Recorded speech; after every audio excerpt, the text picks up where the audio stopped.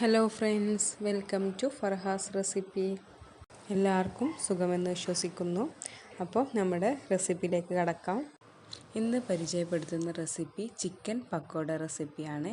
അപ്പോൾ ഇനി ഇതെങ്ങനെ തയ്യാറാക്കാമെന്ന് നോക്കാം. ചിക്കൻ പക്കോട തയ്യാറാക്കാനായിട്ട് ഞാനിവിടെ എടുത്തിട്ടുള്ളത് ഒരു ഹാഫ് ഉള്ളി, കറിവേപ്പില, മല്ലിയില, ബോൺലെസ് ചിക്കൻ പീസ്, കടലമാവ്, അരിപ്പൊടി. മീഡിയം സൈസ് വലിയുള്ളിയുടെ പകുതിയാണ് ഇവിടെ എടുത്തിട്ടുള്ളത്. ഇനി ഇതൊന്ന് ചെറുതായി അരിഞ്ഞെടുക്കാം. ഉള്ളി ചെറുതായി അരിഞ്ഞെടുത്തിട്ടുണ്ട്. ഇനി ഇതൊരു ബൗളിലേക്ക് മാറ്റി വെക്കാം. ഇനി ഇതിലേക്ക് ആവശ്യമായത് കറിവേപ്പില, മല്ലിയിലയാണ്. ഇവയും ചെറുതായി ഒന്ന് അരിഞ്ഞെടുക്കാം. കറിവേപ്പിലയും മല്ലിയിലയും അരിഞ്ഞെടുത്തിട്ടുണ്ട്. ഇനി ഇതിലേക്ക് ബോൺലെസ് ചിക്കൻ പീസുകളാണ് ചേർത്ത് കൊടുക്കുന്നത്. ഇത് ചെറിയ പീസുകളാക്കി എടുത്ത ബോൺലെസ് പീസുകളാണ്. ഇനി ഇതിലേക്ക് ചേർത്ത് കൊടുക്കുന്നത് 3 ടേബിൾ സ്പൂൺ അരിപ്പൊടിയാണ്. 1/4 കപ്പ് കടലമാവാണ് ഇവിടെ എടുത്തിട്ടുള്ളത്. അതുകൂടെ ഇതിലേക്ക് ചേർത്ത് കൊടുക്കാം. ഇനി ഇതിലേക്ക് 1/2 ടീസ്പൂൺ ഗരം മസാല ചേർത്ത് കൊടുക്കുന്നുണ്ട്. 1/2 ടീസ്പൂൺ ജീരകം പൊടിച്ചെടുത്തത് ചേർക്കുന്നുണ്ട്. മുളക് പൊടി 1/2 ടീസ്പൂൺ. ആവശ്യത്തിനുള്ള ഉപ്പ് ചേർത്ത് കൊടുക്കാം. ഇനി ഇതിലേക്ക് ഇഞ്ചി വെളുത്തുള്ളി അരച്ചെടുത്തത് 1/2 ടീസ്പൂൺ ചേർത്ത് കൊടുക്കാം. ചെറുനാരങ്ങ പകുതിയാണ് എടുത്തിട്ടുള്ളത്. ഇതിൻ്റെ നീരൂടെ ഇതിലേക്ക് ചേർത്ത് കൊടുക്കാം. ഇനി ഇതിലോട്ട് 4 ടേബിൾ സ്പൂൺ ഓയിലാണ് ചേർത്ത് കൊടുക്കുന്നത്.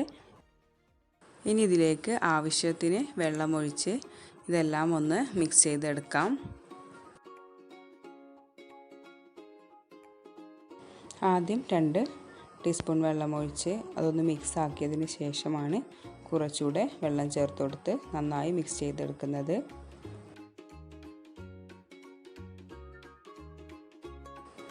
മാവിത നന്നായി കുഴച്ചെടുത്തിട്ടുണ്ട്. ഇനി ഇതൊന്ന് 15 മിനിറ്റ് അടച്ച് വെക്കണം.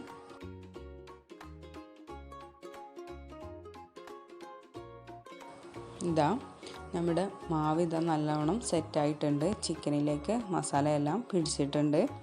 ഇനി ഇതൊന്ന് മിക്സ് ആക്കിയതിന് ശേഷം നമുക്ക് ഇതൊന്ന് പൊരിച്ചെടുക്കാം.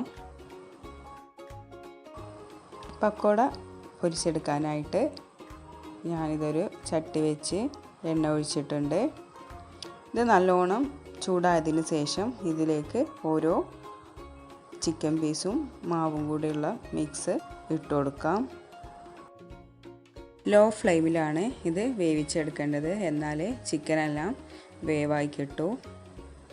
ഞാൻ ഓരോ പീസുകളായിട്ട് ഇട്ട് കൊടുക്കുന്നുണ്ട്.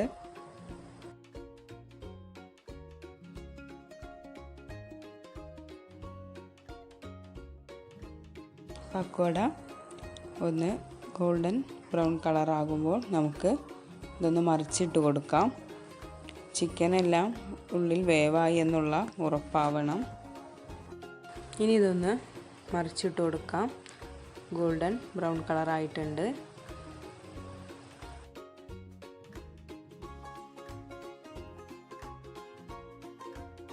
നമ്മുടെ ചിക്കൻ പക്കോട വേവായി വന്നിട്ടുണ്ട്.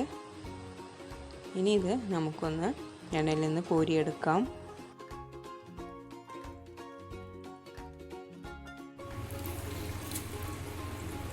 ഞാനിവിടെ ബാക്കി വന്ന മാവൂടെ ഒന്ന് പൊരിച്ചെടുക്കുന്നുണ്ട്.